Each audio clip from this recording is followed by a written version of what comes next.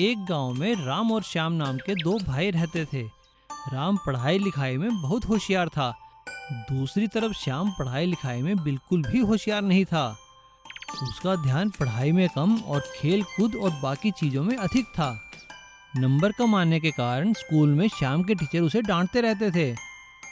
राम और श्याम हो तो तुम दोनों भाई, लेकिन राम पढ़ाई में इतना अच्छा है और श्याम तुम्हारे नंबर हमेशा कम क्यों आते हैं।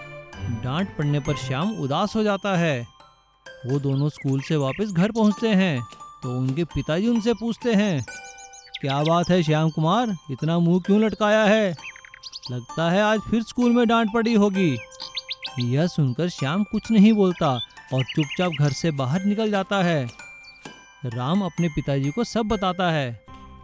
श्याम के पिता श्याम को ढूंढते हुए घर के पीछे जाते हैं तो देखते हैं कि श्याम वहाँ पे कुछ ना कुछ ड्राइंग बना रहा था और लोहे के टुकड़ों से अजीब अजीब खिलौने बना रहा था। वह उसका कान पकड़कर उसे खूब मारते हैं। पिताजी मुझे क्यों मार रहे हो? ज्ञान का मतलब केवल अच्छे नंबर लाना ही तो नहीं है ना।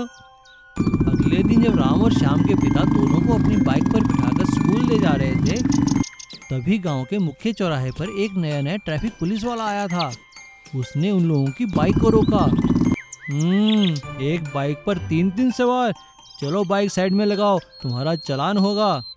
अरे साहब, हम तो रोज ही स्कूल जाते हैं, बच्चे ही तो हैं, माफ कर दीजिए। नहीं, तुम लोगों का चालान होगा। और उसने उनका चालान काट दिया।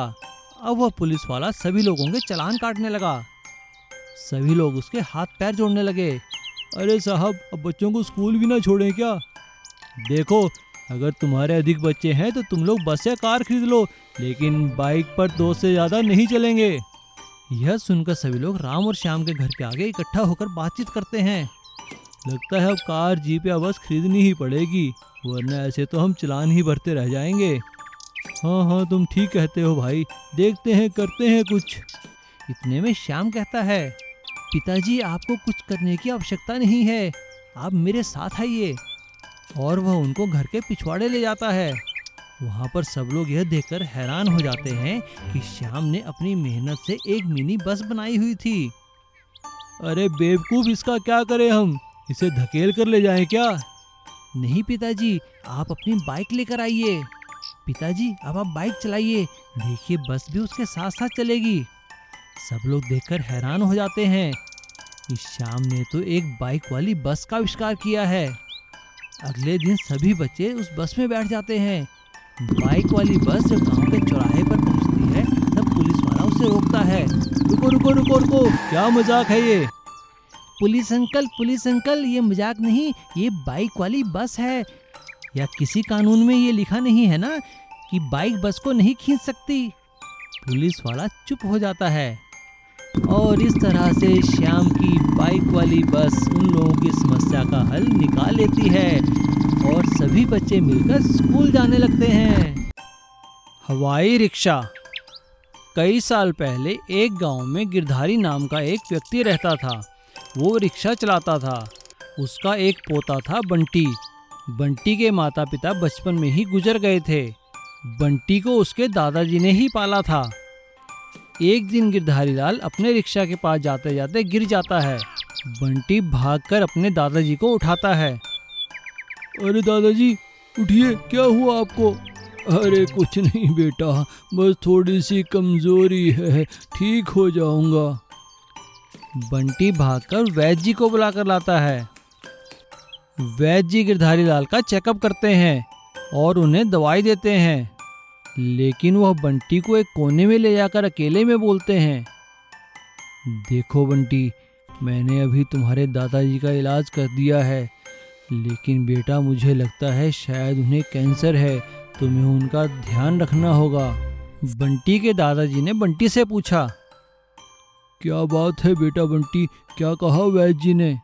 अरे कुछ नहीं दादाजी, आप बिल्कुल ठीक है, मामूली सा बुखार है, आप 2-4 दिन में ठीक हो जाएंगे।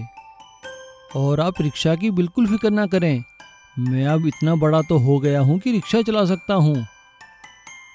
अगले ही दिन से बंटी रिक्शा चलाने लगा, लेकिन बंटी की उम्र देखकर उसके रिक्शा में कम लोग बैठते थे। वह दिन भर मेहनत करता और रात में दादाजी की सेवा करता।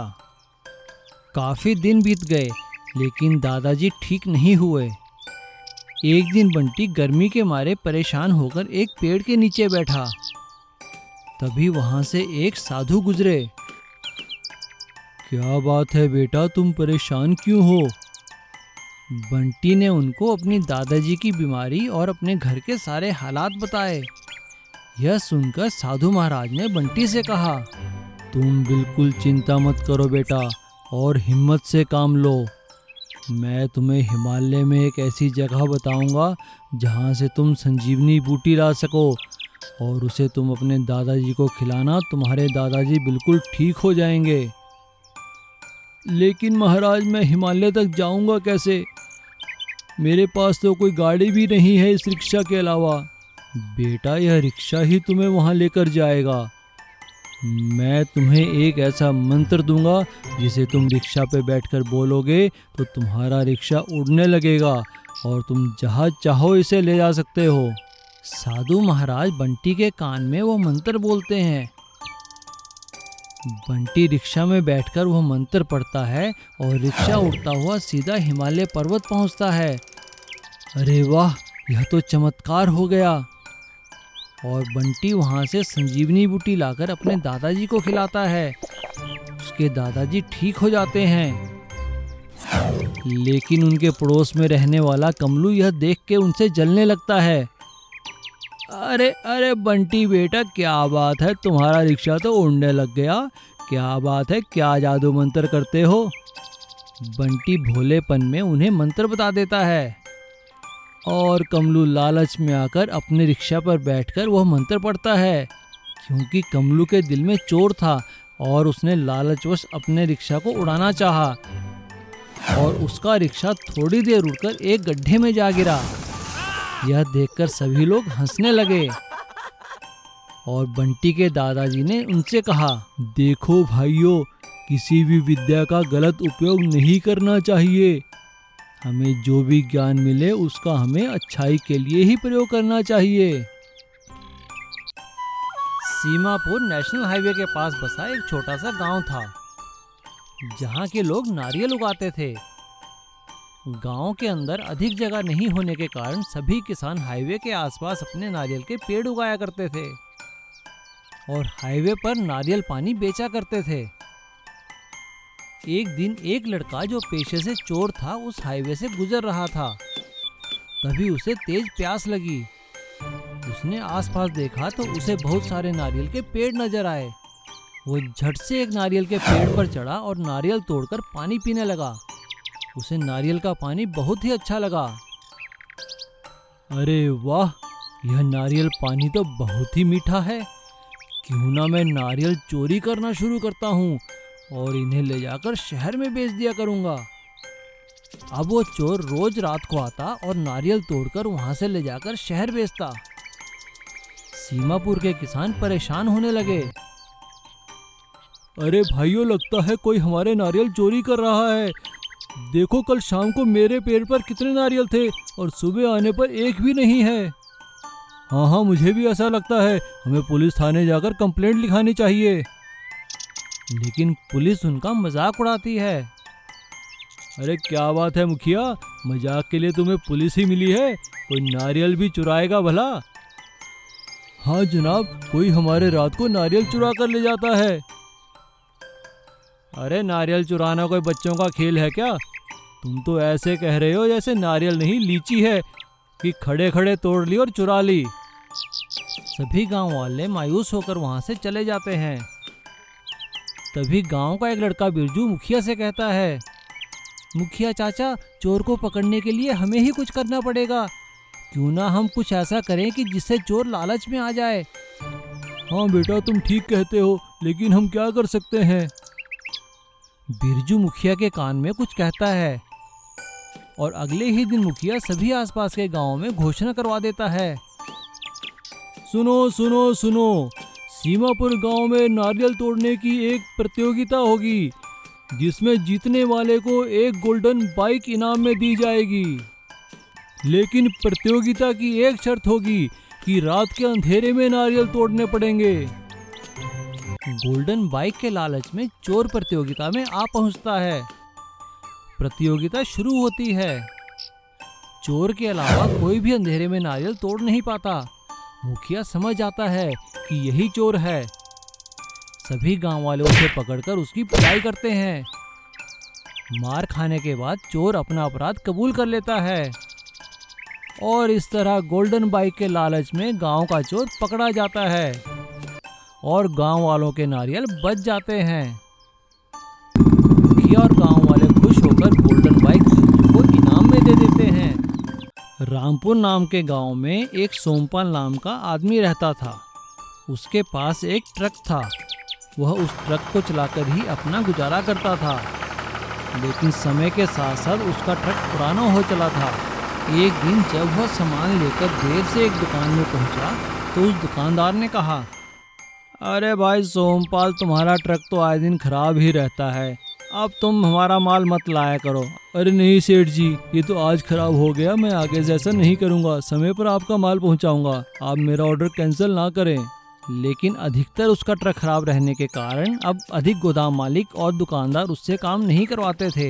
एक दिन कमलू मैकेनिक ने उससे कहा, अरे सोमपाल भाई, आज तो यह ट्रक मैं ठीक कर रहा हूँ, अगली बार यह खराब हुआ तो इसे मैं भी ठीक नहीं कर पाऊँगा। सोमपाल ट्रक लेकर वहाँ से चला जाता है, लेकिन जब वह जंगल के रास्ते गुजर रहा होता है तभी उसे एक हाथी के चिल्लाने की आवाज़ सुनाई देती है। एक हाथी एक गड्ढे में गिरा हुआ था। सोमपाल भागकर अपने ट्रक से रस्सा उठा लाता है और रस्से का एक सिरा एक बड़े पेड़ से बांध देता है और दूसरा सिरा गड्ढे में गिरा देता है। रस्से को पकड़कर हाथी बाहर निकल आता है। हाथी उसके पास आकर अपनी सूंड हिलाकर उसका धन्यवाद करता है। सोमपाल घर आकर अपनी बीवी कमला को सारी बात बताता है। अगले दिन सुबह जैसे ही सोमपाल उठता है उसकी बीवी कमला भागी भागी उसके पास आती है। अरे अरे, इतना बड़ा हाथी और इसकी सूंड में आपके लिए कुछ है, जरा बाहर आइए। ये भेंट देने के लिए आपका बहुत बहुत धन्यवाद गजराज। एक दिन जब सोमपाल ट्रक में माल भर कर ले जा रहा था तभी जंगल के रास्ते उसका ट्रक खराब हो जाता है। अरे अब इस ट्रक को क्या हो गया? सोमपाल कमलू मैकेनिक को बुलाता है। भाई सोमपाल दोस्त, अब मेरे बस का नहीं है इस ट्रक को ठीक करना, लेकिन कमलू भाई, माल से भरे ट्रक को ऐसे कैसे छोड़ूं? तभी उन्हें हाथी के चिंघाड़ने की आवाज़ सुनाई देती है और गजराज आकर सोमपाल के पास खड़े हो जाते हैं। सोमपाल समझ जाता है और गजराज सोमपाल के ट्रक को खींचकर गोदाम तक ले जाता है। उस रात सोमपाल मायूस होकर अपनी पत्नी से कहता है, कमला, अब हम क्या करेंगे? हमारे पास तो इतने पैसे भी नहीं है कि हम नया ट्रक ले सकें। फिक्र क्यों करते हो, सब कुछ ठीक हो जाएगा। आप मेहनत करते हो ना, इसीलिए आपकी हार कभी नहीं हो सकती। तुम ठीक कहती हो कमला। अगले दिन सुबह उनकी नींद हाथी के चिल्लाने से खुलती है और देखते हैं कि गजराज अपनी सूंड में रस्सा लिए ट्रक के पास खड़ा है। आप क्या कहना चाहते हैं गजराज? कमला हाथी का इशारा समझ जाती है। मैं समझ गई, ये आपकी मदद करना चाहता है, ये ट्रक खींचना चाहता है। सोमपाल ट्रक के आगे रस्सा बांधता है। अब सोमपाल का ट्रक एक इंजन से नहीं एक हाथी से चलता है और समय पर पहुंचाने लगता है। यह देखकर सभी लोग उसे हाथी वाले ट्रक के नाम से जानने लगते हैं। कुछ ही समय में सोमपाल एक नया ट्रक ले लेता है। मुझे विश्वास था कि सब ठीक हो जाएगा। तुम्हारा बहुत बहुत शुक्रिया गजराज, तुम ना होते तो ये मुसीबत कैसे टलती। Please subscribe.